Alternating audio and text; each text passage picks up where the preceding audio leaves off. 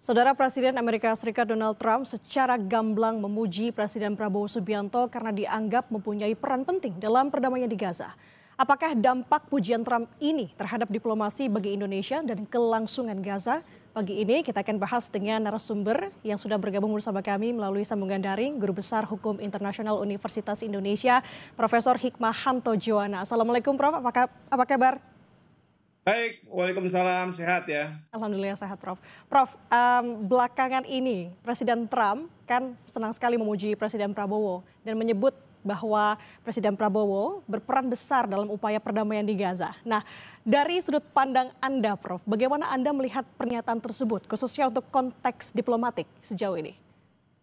Ya, pertama yang perlu kita pahami adalah pernyataan dari Presiden Trump ini bukan sekedar pernyataan ya, tetapi saya melihat ada tiga hal penting ada pernyataan ini.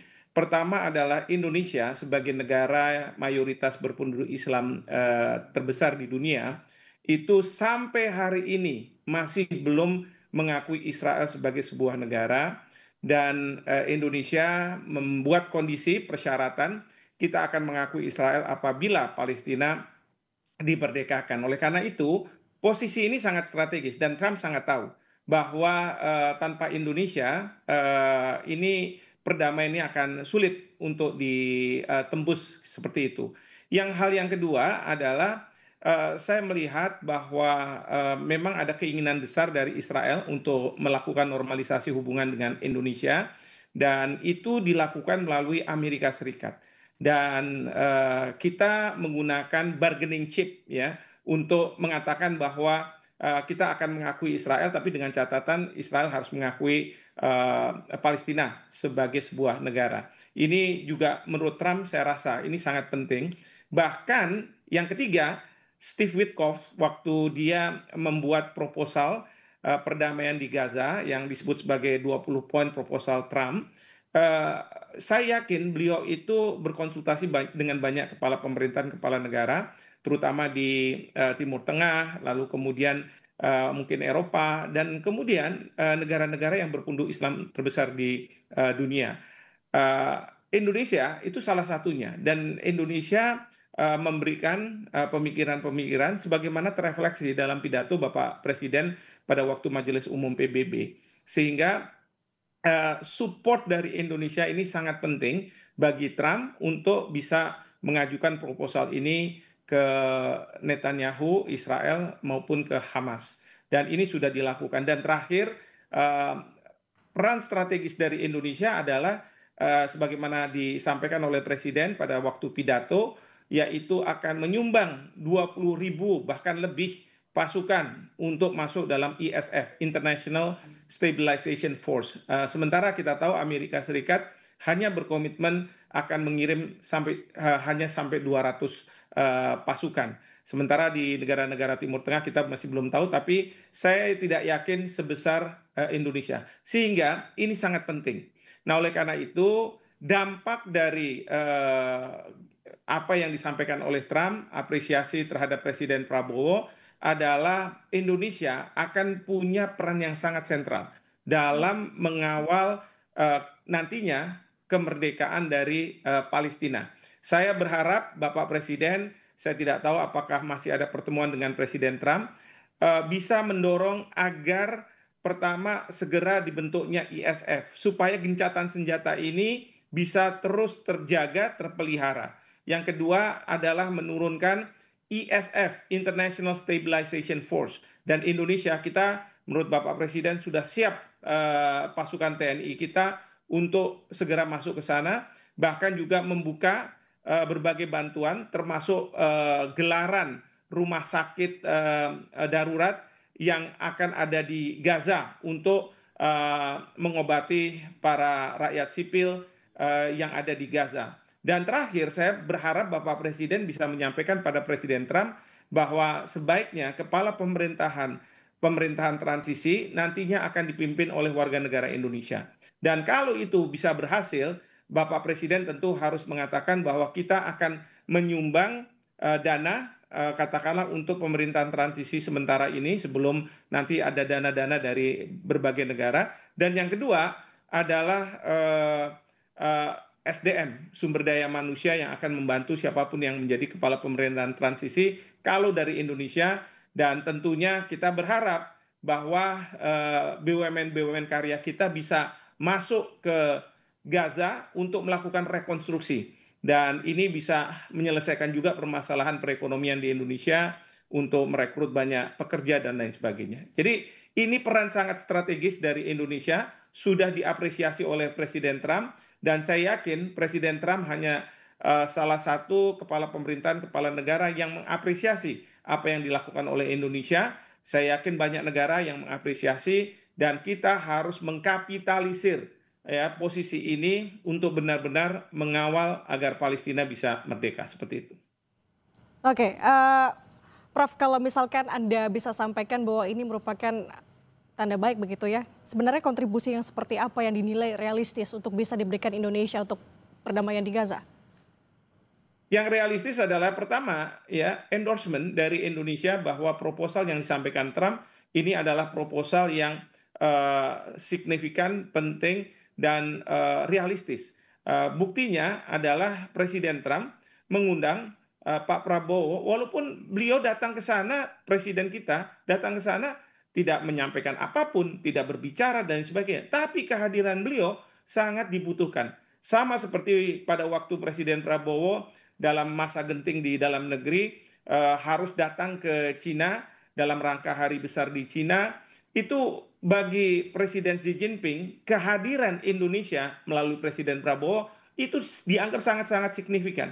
Jadi ini boleh dibilang mungkin endorser, tapi endorser yang sangat-sangat penting. Itu yang pertama.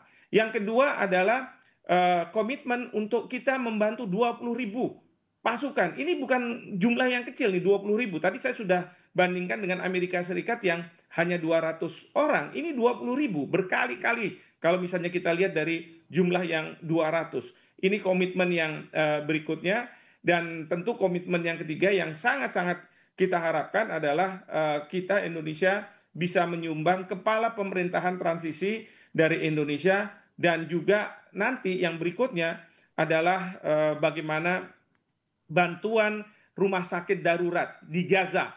Karena ketika Presiden masih menjadi Menteri Pertahanan, beliau sudah mengirim pasukan kesehatan dari TNI untuk melakukan pengobatan bagi warga Gaza. Dan yang terakhir, saya berharap betul bahwa Bapak Presiden bisa mendorong agar BUMN kita bisa berperan di sana. Mau itu BUMN karya, BUMN yang berkaitan dengan mungkin masalah infrastruktur, kemudian juga perbankan, itu harus bisa berperan di sana. Kita harus kapitalisir. Jangan sampai nanti Bapak Presiden sudah membuat ini semua, bagaimana dunia percaya dengan Indonesia, tapi Danantara tidak bisa berbuat apa-apa. Tapi menteri-menteri tidak bisa mendukung kebijakan dari Presiden.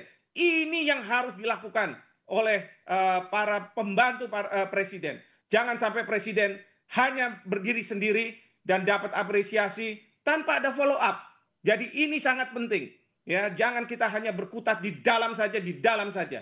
Ini yang kita harus lakukan, dan kita berharap rekrutmen para pekerja bisa nantinya membanjiri di Gaza. Dengan demikian, ada keseganan dari Israel ketika pasukan mereka, IDF, akan melakukan serangan-serangan ke Gaza. Karena apa? Ada orang-orang Indonesia di sana, dan mereka tentu tidak akan berani melakukan serangan-serangan terhadap Gaza apabila orang Indonesia sudah ada di sana, membanjiri di sana. Jadi ini penting sekali, satu posisi yang sangat-sangat strategis. Demikian. Oke, kalau saya tangkap berarti instruksi dari pucuk pimpinan Presiden di sini juga harus selaras dengan pembantu-pembantunya ya. Dalam arti di sini menteri-menterinya. Oke. Betul sekali, betul sekali. Jangan sampai menteri-menteri cuma diam saja tidak mengambil kebijakan karena takut kehilangan kursinya dan lain sebagainya. Itu tidak boleh seperti itu. Oke, Prof, kalau kita kembali lagi mengenai posisi Indonesia sejauh ini ya, Prof. Kita tahu bahwa kompleks sekali membicarakan mengenai isu di Gaza, konflik di Gaza. Kita tahu ada keterlibatan aktor besar seperti Amerika Serikat, Iran, dan juga Mesir begitu. Kalau Prof tadi menyinggung bahwa Indonesia punya peran sentral di sini. Seberapa besar peluang Indonesia bisa berperan sebagai mediator yang efektif, Prof? sekarang begini ya, kekuatan besar itu sebenarnya tumpuannya adalah Amerika Serikat. Karena tanpa Amerika Serikat, Israel tidak mungkin melakukan serangan ke Gaza. Tanpa Amerika Serikat, Israel tidak mungkin melakukan kekejaman di Gaza. Tanpa Amerika Serikat, Israel tidak mungkin akan mencaplok wilayah-wilayah Palestina. Nah, saya ambil contoh baru-baru ini, parlemen di Israel dia akan mengesahkan rancangan undang-undang yang esensinya akan mencaplok tepi barat. Tapi apa yang dikatakan oleh Presiden Trump? Awas, jangan pernah melakukan itu karena kalau melakukan itu, maka Amerika Serikat tidak akan mendukung apapun kebijakan dari Israel. Lalu kemudian ini sudah diulang lagi oleh Wakil Presiden Vance dan kemudian juga Menteri Luar Negeri Rubio. Jadi sudah jelas dan tegas bahwa Amerika Serikat tidak mau melakukan dukungan apabila Israel melakukan pencaplokan terhadap tepi barat. Dalam masa gencatan senjata ini, coba bayangkan, dalam masa gencatan senjata ini Israel mau berbuat seperti itu. Nah, kemudian kita tahu tanggapan dari Perdana Menteri Netanyahu, beliau minta supaya partainya tidak melakukan pengesahan terhadap rancangan undang-undang tersebut. Memang ada sayap kanan yang menginginkan agar itu terjadi, tetapi Netanyahu mungkin juga paham bahwa tanpa ada dukungan dari Amerika Serikat, maka apapun kebijakan dari Israel terhadap Palestina itu akan gagal. Nah, yang kedua, yang penting kita juga perlu pahami adalah Presiden Trump sudah menyampaikan kepada Perdana Menteri Netanyahu beberapa waktu yang lalu bahwa yang Perdana Menteri Netanyahu hadapi adalah dunia melawan Israel sekarang ini. Karena coba bayangkan 157 negara sudah mengakui Palestina sebagai sebuah negara. Lalu yang kedua, pada waktu Perdana Menteri Netanyahu menyampaikan pidato di Majelis Umum PBB, banyak delegasi negara-negara itu yang walk out, menunjukkan bahwa dunia tidak sepakat dengan alasan selama ini yang diberikan oleh Israel bahwa serangan ke Gaza itu dalam rangka hak untuk membela diri. Sama sekali itu tidak benar dan ini sudah mengarah kepada genosida atau ethnic cleansing yang kemudian dunia sangat mengkhawatirkan. Oleh karena itu, Presiden Trump mengatakan kepada Netanyahu bahwa Anda nggak punya pilihan lain pada waktu itu terkait dengan proposal 20 poin untuk menerima proposal ini. Kalau tidak, Anda akan menghadapi dunia. Jadi ini hal yang penting. Nah, sekarang peran Indonesia seperti apa? Saya berharap Bapak Presiden, karena hubungannya sudah seperti teman katakanlah antara beliau dengan Presiden Trump, maka beliau bisa mencoba melobi kepada Presiden Trump agar kepala pemerintahan nantinya adalah dari Indonesia, kemudian kita harus membanjiri Gaza dengan warga kita, bukan menjadi human shield, tapi Israel akan segan ya kalau misalnya yang ada di Gaza nantinya adalah warga Indonesia. Mereka tidak mau melakukan serangan-serangan dengan alasan Hamas, tapi kemudian akan mengenai warga kita. Jadi mereka akan ada semacam reluctancy untuk melakukan itu. Jadi masih banyak ruang yang bisa dilakukan oleh Bapak Presiden kepada Presiden Trump, ya. Tapi dengan catatan tadi follow up, ya. Ini harus dilakukan follow up apa yang dilakukan oleh Bapak Presiden oleh para pembantunya. Oke, Prof, kita tangkap tadi poin-poin yang Prof sampaikan. Salah satunya adalah harapannya bahwa kepala pemerintahan transisi ini bisa berasal dari Indonesia. Kita harapkan ini semua pesannya bisa diakomodir pemerintah dan juga diimplementasikan oleh pemerintah. Terima kasih Profesor Hikmahanto Juwana, pakar hubungan internasional Universitas Indonesia. Selamat pagi Prof, sehat selalu. Assalamualaikum.